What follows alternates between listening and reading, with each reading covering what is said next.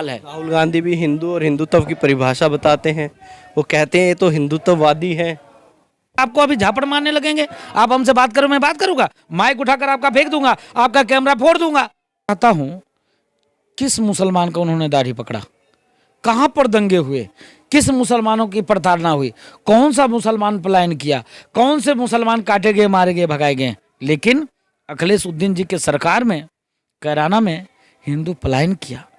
आप देखिए कि उनके सरकार में मंदिरों के लाउड स्पीकर बंद हुए, उनके सरकार में मैं गवाह हूं, अयोध्या हनुमानगढ़ी के दोनों गेट बंद करके मंदिर परिसर में लाठीचार्ज हुआ, हम लोग की गिरफ्तारी हुई और 2-2 महीना तक 84 कोसी परिक्रमा में साधु संत जेल में रहे। मैं पूछना चाहता हूं, दुर्गा पूजा को लेकर हमको परमिशन लेना पड़ता है कि जहां पर मुसलमान ज्यादा था वहां हिंदू मारे गए होंगे, जहां हिंदू ज्यादा होगा वहां मुसलमान मारे गए होंगे। नुकसान किसका हुआ? ना अखिलेश उद्दीन जी का हुआ, ना उन लोगों का हुआ जो राम को काल्पनिक कहते थे। आपको रोककर, अगर मैंने सही सुना तो आपने बीच में एक जगह कहा अखिलेश उद्दीन जी। इधर योगी जी भी कहते हैं इनको अब्बा जान वाले हैं, ये तो बच्चा जान है। आप भी अखिलेश उद्दीन कह रहे हैं इनको। नहीं, पूरे विश्व में इस्लामिक आतंकवाद का इतना ज्यादा कहर है, पूरे उत्तर प्रदेश में, पूरे भारत में जहां जहां भी धमाके हुए हैं खाली मुसलमान ही पकड़े गए हैं। यहां तक देखिए कि अयोध्या में जब राम जन्मभूमि पे ग्रेनेड हमला हुआ उसमें 6 आतंकवादी थे। दोस्तों नमस्कार, मैं हूं रोहित शर्मा और आप देखना शुरू कर चुके हैं हिंदुस्तान 9। उत्तर प्रदेश में अयोध्या में हैं और हमारे साथ आज हनुमानगढ़ी के महंत राजू दास जी हैं। और देखिएगा, अयोध्या से ही आज पूरा उत्तर प्रदेश का चुनाव लड़ा जा रहा है। अयोध्या के नाम पर, श्री राम के नाम पर ये चुनाव आज लड़ा जा रहा है। जहाँ भी, जिस भी रैली में आप भाजपा की जाएंगे तो आप देखेंगे जो राम को लाए हैं हम उनको लाएंगे, ये गाना बजता नज़र आता है। तमाम रैलियों में राम जी की बात होती है, तमाम जगहों पर राम जी की बात होती है और कहीं ना कहीं उसी एक घेरा बनाकर चुनाव लड़ा जा रहा है। अब महंत जी से जानेंगे कि यहाँ पर योगी सरकार का क्या प्रभाव है, योगी सरकार आने के बाद यहाँ की स्थिति कैसी रही है। सबसे पहले तो महंत जी आपका स्वागत है हिंदुस्तान 9 में। हिंदुस्तान 9 के जितने भी दर्शक हैं उनको ढेर सारा मंगल कामना, आप सभी को ढेर सारा आशीर्वाद। धर्म नगरी अयोध्या चुनाव के परिप्रेक्ष्य में आई ही हैं, उसके साथ साथ जब आप यहाँ मंदिरों में जाएंगे, अन्य लोगों से बात करेंगे तो यहाँ एक अलग संस्कृति, अलग से यहाँ के लोगों के अंदर भाव, अलग से लोगों के अंदर विचारधारा, जो सदैव सनातन धर्म संस्कृति, हिंदू और हिंदुत्व सनातन धर्म संस्कृति रक्षा और सुरक्षा के ऊपर विषय चर्चा परिचर्चा बातचीत करते हैं। देखिएगा, यहाँ से अगर अयोध्या की बात हम करें, आज अयोध्या की चर्चा पूरे विश्व में है, श्री राम की चर्चा पूरे विश्व में है। जो नहीं भी चाहते थे वो भी आज श्री राम का नाम ले रहे हैं, श्री राम का नाम लेना पड़ रहा है। क्या फ़र्क पड़ा है? योगी जी की सरकार आई है, आप तो चीज़ें देखते हैं हमेशा से। उत्तर प्रदेश की बात करें और अयोध्या की हम बात करें, योगी जी की सरकार के बाद क्या फ़र्क नज़र आया? नहीं, जब से केंद्र में मोदी जी की सरकार बनी है, जब से उत्तर प्रदेश में योगी जी की सरकार बनी थी और बनेगी, तब से इतना परिवर्तन जिसका जवाब नहीं।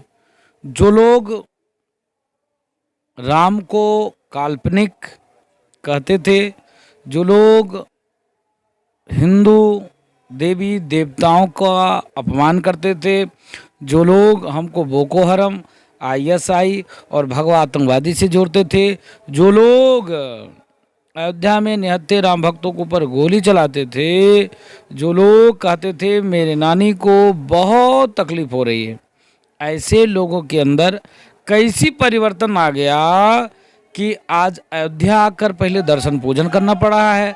आज उनके नानी को तकलीफ नहीं हो रही है, नंबर 1। नंबर 2, जो बोको हरम, ISI, तालिबान और राम को काल्पनिक कहते थे, राम मंदिर के विरोध में 16-17 वकील खड़े करते थे, आज उनको तिलक लगाना पड़ा है, कुर्ते के ऊपर से जनेऊ पहनकर बताना पड़ता है कि हम भी कश्मीरी ब्राह्मण हैं। जो लोग निहत्थे राम भक्तों के ऊपर गोली चलाते थे और कहते थे कि अब्बा जान सहित हम अयोध्या जाएंगे, ये परिवर्तन। जो लोग तिलक तराजू और तलवार, इनको मारो जूते 4, वो अयोध्या में ब्राह्मण सम्मेलन करना पड़ता है। क्यों? ये कोई आस्था नहीं है इन लोगों के पास। ये कालनेमी लोग हैं, गिरगिट जैसे रंग बदलने वाले लोग हैं। अभी तक अयोध्या का नाम कोई लेना पसंद नहीं करता था, अयोध्या की तरफ कोई ध्यान नहीं देता था। जब उच्चतम न्यायालय के दिशा निर्देशन में देश के यशस्वी प्रधानमंत्री मोदी जी के नेतृत्व में उत्तर प्रदेश का लाइन ऑर्डर कैसे मेंटेन रहे आदेश आने के बाद, ऐसे यशस्वी मुख्यमंत्री योगी आदित्यनाथ जी के नेतृत्व में जिस प्रकार से शांतिपूर्ण तरीके से मंदिर का भूमि पूजन हुआ, उसके बाद इन लोग के अंदर परिवर्तन आने लग गया। नहीं तो ये लोग क्या कहते थे कि अरे राम मंदिर का आदेश आएगा तो पूरे देश में कत्लेआम होगा, दंगे होंगे। ये लोग कहते थे जिस दिन धारा 370-35 से खत्म होगा उस दिन तिरंगा उठाने वाला कोई नहीं रहेगा।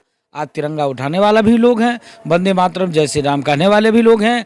आज अयोध्या में भव्य दिव्य मंदिर निर्माण कार्य भी चल रहा है, किसी भी प्रकार का कोई वाद विवाद नहीं। रही उत्तर प्रदेश के यशस्वी मुख्यमंत्री जिस प्रकार से जाति, धर्म, मजहब से दूर हटके सबका साथ, सबका विकास, सबके विश्वास के साथ साथ काम कर रहे हैं, हम उम्मीद करते हैं उनसे कि जैसे अयोध्या में भव्य दिव्य भगवान राम की जन्मभूमि बन रही है, उसी प्रकार से मथुरा में भी भव्य दिव्य भगवान कृष्ण की जन्मभूमि बनेगी। नहीं तो लोग क्या कहते हैं, सपने में कृष्ण जी आते हैं और बताते हैं साइकिल चलाने के लिए। उनसे पूछना चाहता हूँ, सपने में कृष्ण जी आते हैं तो ये भी कहते होंगे बेटा साइकिल चलाते हुए तुमको मंदिर आना है, और मंदिर आने के बाद तुमको दर्शन भी करना है, और दर्शन करने के बाद तुमको देखना है कि तेरे जो मालिक हैं वो किस प्रकार से चाहते हैं भव्य दिव्य मंदिर बने। ये भी तो कहते होंगे ना। ये उनको नहीं दिखाई देता है, लेकिन ये दिखाई देता है। हाँ, एक टोपी, एक वर्ग, एक मजहब, एक कौम की बात करने वाले ये दंगाई पार्टी के लोग जिस प्रकार से हिंदुओं को जातिवाद में बांटकर सरी हुई जातिवादी मानसिकता से दूर हट के हिंदू जनमानस एक साथ होकर पिछले कार्यकाल में मोदी जी का के नेतृत्व में योगी जी की पूर्ण बहुमत की सरकार बनाई, जिसका परिणाम स्वरूप है कि अयोध्या में विकास कार्य हो रहा है। नहीं तो अभी तक जो नेता आते थे अयोध्या, न किसी मठ, किसी मंदिर, न किसी साधु संतों के चरण और शरण में जाते थे। उनको ये लगता था कि कहीं हम अयोध्या की बात कर लेंगे तो एक कौम, एक संप्रदाय के लोग नाराज हो जाएंगे। लेकिन मैं पूछता हूं भाई, भारतीय जनता पार्टी एक संप्रदाय, एक कौम की बात तो किया, डंके की चोट पे हिंदू और हिंदुत्व, उसके साथ साथ सबका साथ, सबका विकास, सबके विश्वास के साथ में भी रोड पे काम किया। आज देखिए कि पूर्ववर्ती प्रधान कहते थे प्रधानमंत्री जी कि हम 1 रुपया भेजते हैं तो 15 पैसा आता है। आज मोदी जी ने 0 रुपए पे हर व्यक्ति का खाता खुलवाया। तब लोग मजा लेते थे, अरे भाई तुम्हारे खाते में 15 लाख आए कि नहीं। आज वही पैसा बिना बिचौलिए को खाए, ना उसमें सांसद खा सकता है, ना विधायक खा सकता है, ना सेक्रेटरी खा सकता है, ना प्रधान खा सकता है, कोई 1 रुपया नहीं। और 6 के 6,000 एक साल में उनके खाते तक पहुंच रहा है। वृद्धा पेंशन जो 300 रुपया था, इस सरकार में 500, 1,000, अब सरकार ने आदेश दे दिया है 1500, वो भी उनके खाते में पहुंच रहा है। गैस सिलेंडर की सब्सिडी डायरेक्ट उनके खाते में पहुंच रहा है। यहां तक कि स्वास्थ्य कार्ड जो बनी है उसमें भी 5 लाख से लेकर 10 लाख तक उन लोगों को मिल रहा है। यहां तक कि प्रधानमंत्री, मुख्यमंत्री तमाम आवास है वही रुखसाना को मिल रहा है, वही राधा को मिल रहा है। कोई जात बात नहीं, जबकि मुसलमान तो एक और भाजपा को नहीं देता है। आप किसी गांव में पूछिएगा यही हाल है। इज्जत घर की बात, एक एक गांव में 5-5, 600 इज्जत घर मिल रही है। आज ये स्थिति है कि 70 साल बाद भी देश में हर वर्ग तक बिजली नहीं पहुंच पाई, हर घर तक निःशुल्क कनेक्शन की व्यवस्था। आज तो सरकार उत्तर प्रदेश के कह रही है कि भाई हम निःशुल्क बिजली देंगे। मैं उनसे पूछना चाहता हूं, हमने तो कोई प्लांट लगाया नहीं, प्लांट तो पहले से ही लगे हुए थे। आखिर आज कैसे ग्रामीण इलाकों में 18 घंटे बिजली हम दे रहे हैं, आज कैसे शहरी इलाका में हम 24 घंटा बिजली दे रहे हैं। उनके कार्यकाल में तो तार पे कपड़े फैलाए जाते थे। तो किस विश्वास के साथ वो कहते हैं कि हम निःशुल्क देंगे। नंबर 1। नंबर 2, जिस प्रकार से इन लोगों ने पिछले कार्यकाल में हिंदू मुसलमान करके 5,000 से ऊपर दंगे किए। क्या मैं पूछना चाहता हूं कि जहां पर मुसलमान ज्यादा था वहां हिंदू मारे गए होंगे, जहां हिंदू ज्यादा होगा वहां मुसलमान मारे गए होंगे। नुकसान किसका हुआ? ना अखिलेश उद्दीन जी का हुआ, ना उन लोगों का हुआ जो राम को काल्पनिक कहते थे। नुकसान तो हिंदू और मुसलमान का हुआ, हमारे हिंदुस्तानियों का हुआ, हमारे भाइयों का हुआ। मैं पूछता हूं क्या इस सरकार में कोई दंगे हुए? क्या एक भी दंगे नहीं हुए। इन लोगों के द्वारा, इन नेताओं के द्वारा प्रायोजित सीए एनआरसी पर इन लोगों ने उनको भड़काया, मुसलमान नौजवानों को भड़काया, जिसके नाते कुछ दंगे हुए। लेकिन उस दंगे में जो लोग इन्वॉल्व थे उनके घर पे बुलडोजर भी चले। उस दंगे में जो जितना सरकारी संपत्ति का नुकसान किया उसकी रिकवरी भी। इस सरकार में देखिए जिस प्रकार से योगी जी के नेतृत्व में गुंडा माफिया मवालियों के ऊपर बुलडोजर चल रहा है। इस सरकार में लोग आरोप तो लगाते हैं, ये फलाने ब्राह्मण था बाबा ने मरवा दिया, ये फलाने ठाकुर था बाबा ने मरवा दिया। भाई गुंडे माफिया आतंकवादी किसी जाति किसी मजहब के नहीं होते हैं। अगर ऐसी बात होती तो पूरे विश्व में इस्लामिक आतंकवाद का इतना ज्यादा कहर है। पूरे उत्तर प्रदेश में, पूरे भारत में जहां जहां भी धमाके हुए हैं खाली मुसलमान ही पकड़े गए हैं। यहां तक देखिए कि अयोध्या में जब राम जन्मभूमि पे ग्रेनेड हमला हुआ उसमें 6 आतंकवादी थे, 6 के 6 आतंकवादी मारे गए। और उसके लाश के लिए इन कांग्रेसी, इन सपाइयों, इन बसपाइयों ने धरना दिया और उन आतंकवादियों की लाश भी ली। यहाँ देखिए गोरखपुर में बम धमाके हुए, वहां पर देखिए वो आतंकवादी थे, सपाइयों ने उनको छुड़वाया। बनारस में देखिए आतंकवादी घटने हुए, वहां भी मुसलमान थे। अयोध्या में देखिए जो कुकर प्रेशर बम रखा गया था, रेलवे स्टेशन पे बम रखा गया था, उसमें भी मुसलमान ही आतंकवादी थे। हम कहाँ कहते हैं कि सारे मुसलमान आतंकवादी हैं? कभी नहीं कहते। तो ये लोग शुद्ध रूप से हिंदुओं को जाति पाति में, सरी हुई जातिवादी मानसिकता में बांटकर जिस प्रकार से हिंदुओं को तोड़कर फूट डालो, राज करो की भाव भावना से काम करके सही बात पे कोई नहीं करता। मैं पूछना चाहता हूं, अगर कोई पूर्ववर्ती सरकार में, मैं उन यादव भाइयों से भी अपील करना चाहता हूं, जब पिछली सरकार थी तो जो आजम खां कहता था, चाहे यादव भाई का भैंस खुल जाए, चाहे यादव भाई किसी मुसलमानों से झगड़ा हो जाए, तो लाख कहने के बावजूद भी, यादव तो मूल वोटर समाजवादी पार्टी के, फिर भी सुनी उन्हीं का जाता था, यादव बंदूक किसी का नहीं सुना जाता था। आप देखिए जिस प्रकार से सरी हुई जातिवादी मानसिकता को लेकर उत्तर प्रदेश में राजनीति चलता है, ये दुर्भाग्यपूर्ण है। लेकिन मैं उन हिंदू भाई से अपील करूंगा कि सरी हुई जातिवादी मानसिकता से दूर हटकर, और जिस प्रकार से गिरगिट जैसे रंग बदल के बताते हैं अब्बाजान सहित हम राम जन्मभूमि दर्शन करने जाऊंगा, इतना परिवर्तन इनके अंदर आ गया। आपको सतर्क और सावधान रहने की जरूरत है आने वाले महाराज जी, चुनाव मैं में। एक बार आपको रोककर, अगर मैंने सही सुना तो आपने बीच में एक जगह कहा अखिलेशुद्दीन जी। इधर योगी जी भी कहते हैं इनको अब्बा जान वाले हैं, ये तो बच्चा जान है, आप भी अखिलेशुद्दीन कह रहे हैं इनको। ने इसके नाते अखिलेशुद्दीन कहा कि जैसे योगी जी संत हैं, मुख्यमंत्री हैं, मैं पूछना चाहता हूं किस मुसलमान का उन्होंने दाढ़ी पकड़ा? कहां पर दंगे हुए? किस मुसलमानों की प्रताड़ना हुई? कौन सा मुसलमान पलायन किया?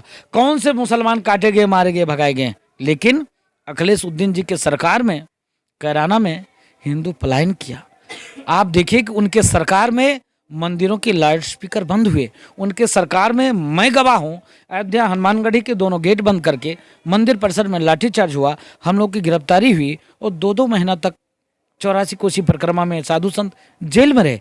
मैं पूछना चाहता हूं, दुर्गा पूजा को लेकर हमको परमिशन लेना पड़ता है। मैं पूछना चाहता हूं, कांवड़ यात्रा में डीजे नहीं चलने देते थे। मैं इनसे सवाल खड़ा करता हूं, खाली बस मजारों की ही बाउंड्रीवाल 4 दीवारी की बात होती है। यहाँ तो योगी जी की सरकार में रुखसाना को भी मकान मिल रहा है और सीता को भी मकान मिल रहा है। तो ऐसा क्यों नहीं होता? इसके नाते अखिलेशुद्दीन कह रहे हैं, मैं बोल रहा हूं, आज कहते तो हैं वो कि अब्बा जान सहित राम जन्मभूमि दर्शन करने जाऊंगा। मैं पूछता हूं, जो तुम कहते हो कि हम जिसके वंशज हैं भगवान कृष्ण के, क्या भगवान श्री कृष्ण की मंदिर वैसे बनी रहेगी? उन आक्रांता लुटेरों के द्वारा हमारे मंदिर पर कब्जा है, क्या वैसे रहेगा? वो मुक्त नहीं होगा क्या? देश की आज़ादी के 70 वर्ष हो गए, अभी भी हमको मुक्ति नहीं, धार्मिक आज़ादी नहीं मिलेगी। भारतीय जनता पार्टी ने हमको धार्मिक आज़ादी दिया, स्वतंत्रता से लोग वंदे मातरम, जय श्री राम, भारत माता, और देखिए जय श्री राम के नारा का गूंज चल रहा है। जब हम ऐसे बोलते हैं तो तुम मुझको डंडा मारते हो, जेल भेजते हो। तो मैं अखिलेशुद्दीन क्यों ना कहूँ आपको, ये सवाल है। राहुल गांधी भी हिंदू और हिंदुत्व की परिभाषा बताते हैं, वो कहते हैं ये तो हिंदुत्ववादी हैं। हमको हंसी आती है, अभी तत्काल की वीडियो है, वो गए थे प्रयाग और प्रयाग में उनको आचमन करने नहीं आया, उनके अगल बगल कांग्रेसी नेता सिखा रहे थे, एक साधु भी सिखा रहा था कि आचमन ऐसे किया जाता है, जल ऐसे छिड़का जाता है। और आज वो हिंदू और हिंदुत्व की फर्क बताता है, आज बताता है हिंदू और हिंदुत्व की अलग परिभाषा है। अरे हिंदू और हिंदुत्व की कैसे अलग परिभाषा हो सकता है? हिंदू के अंदर से हिंदुत्व खत्म हो जाएगा तो बेकार हो जाएगा। मानव के अंदर से अगर जो मानवता का गुण खत्म हो जाएगा तो आपको अभी झापड़ मारने लगेंगे। आप हमसे बात करो, मैं बात करूंगा, माइक उठाकर आपका फेंक दूंगा, आपका कैमरा फोड़ दूंगा। अगर जरा सा भी अगर मानवता, मैं मानव हूं, खत्म हो गया तो आप हमसे बात कर पाओगे। वैसे हिंदू और हिंदुत्व है। आज वो परिभाषा हमको बताते, जिसको आचमन करने नहीं आता हो, जिसको बताना पड़ता हो कि मैं भी कश्मीरी ब्राह्मण हूँ, कुर्ते के ऊपर से जनेऊ पहनना पड़ता हो, जिसकी बहन प्रियंका वाड्रा जिस प्रकार से अभी तक जींस पैंट पहनकर घूमती थी, उत्तर प्रदेश में आती है तो सलवार सूट और तिलक लगाने लगती है। अभी तत्काल की मामला है, हिजाब पर उसका एक बयान था कि बेटियां, ये तो कहती हैं कि मैं लड़की हूं, लड़ सकती हूं, लेकिन जब उत्तर प्रदेश में जब जैसे कांग्रेस शासित राज्य में जहां कुछ मामले होते हैं वहां वो नहीं लड़ती है। अभी तत्काल की घटना है, चन्नी ने कहा कि उत्तर प्रदेश के भैये, बिहार के भैये अगर पंजाब में आए तो इनको मार के भगाओ, ये ताली बजा रही थी। तो क्या ये राष्ट्रीय पार्टी का यही धर्म है, यही कर्तव्य है? और जिस प्रकार से ये लोग आज इतना ज्यादा बदलाव आ गया है, अभी तक तो काल्पनिक कहते थे, इनके नेता हमको बोको हराम आईएसआई से जोड़ देते थे, आज परिवर्तन आ गया। तो ये हिंदू जनमानस को सतर्क और सजग रहने की जरूरत है। ये लोग इच्छाधारी नाग वाली काम करते हैं, इच्छाधारी हिंदू हैं। जब जैसे पाए, हिंदुस्तान की जनता भोली भाली है और हिंदू तो इतना भोला भाला है कि आप देख सकते हैं बहुसंख्यक समाज को जो आदर्श हैं भगवान राम, उनको खुद पार्टी बन के मुकदमा लड़ना पड़ता है। क्या ये संभव है? क्या मुसलमानों की 56 कंट्री है, क्या वहाँ ये संभव है? क्या वहाँ तो ना अफगानिस्तान में बाबा है, ना बाबू है, ना ब्राह्मण है, फिर भी वहाँ से मुसलमान मारे जाते, काटे जाते, भगाए जाते हैं। वहाँ तो राजूदास नहीं है, वहाँ तो देखिए आप फ्लाइट में लटक के आना पड़ता है। तो स्थिति परिस्थिति इन राजनीतिक घड़ियाल के लोगों ने बना के रखा है। भारतीय जनता पार्टी के नेतृत्व में, मोदी जी और योगी जी के नेतृत्व में मंदिर भी बन रहा है तो हॉस्पिटल भी बन रहा है, एयरपोर्ट बन रहा है तो मंदिर का पुनरुद्धार भी हो रहा है। अगर चौमुखी विकास की ओर गतिशील हैं तो धारा 370-35A को भी खत्म कर रहे हैं, राष्ट्र को अखंड बनाने के लिए भी बात चल रही है। अगर उत्तर प्रदेश में मंदिर निर्माण कार्य पे काम चल रहा है तो यहाँ पर ब्रह्मोस मिसाइल बनाने की भी व्यवस्था उत्तर प्रदेश में चल रही है। ये दंगाइयों की सरकार नहीं है, यहाँ पर बाबा का बुलडोजर चलता है, गुंडा माफिया बदमाश मारे जाते हैं, इनकाउंटर होता है, गाड़ी पलटी होती है। नहीं तो अभी तक बहन बेटियों बहू की इज्जत बचाना उत्तर प्रदेश में कठिन था। यहाँ दंगाइयों की सरकार थी, रोज दंगे होते थे, चाहे हिंदू मरते थे चाहे मुसलमान मरते थे, दोनों अपने हैं, दोनों भाई हैं, दोनों हिंदुस्तान के वासी हैं, दोनों ही हिंदू हैं। रही बात मजहब की, तो मजहब भाई विदेशी आक्रांताओं के तलवार के नोक के बल पर हिंदुस्तान का हिंदू भी, मुसलमान भी अपना धर्म परिवर्तन करके अपनी बहन बेटियों की इज्जत बचाने के लिए मुस्लिम धर्म स्वीकार कर लिया था। इसके नाते वो भी मेरे भाई हैं, कोई अलग नहीं है। इसके नाते मेरे भाइयों, इन कालनेमियों से सावधान रहने की जरूरत है। आने वाले उत्तर प्रदेश के जो चुनाव है उसमें बढ़ चढ़ के हिस्सा लीजिए और आप मतदान करिए, 100% मतदान करिए। यही मौका है, यही समय है कि इन लोगों को आईना दिखाने का। अभी तक तो ये मस्जिद और मजार की बात करते थे, कितना परिवर्तन आ गया। तिलक लगाना पड़ रहा है, जनेऊ दिखाना पड़ा है, वंदे मातरम जय श्री राम भी बोलना पड़ा है, और कहते हैं अब्बा जान सहित मंदिर दर्शन करने जाएंगे।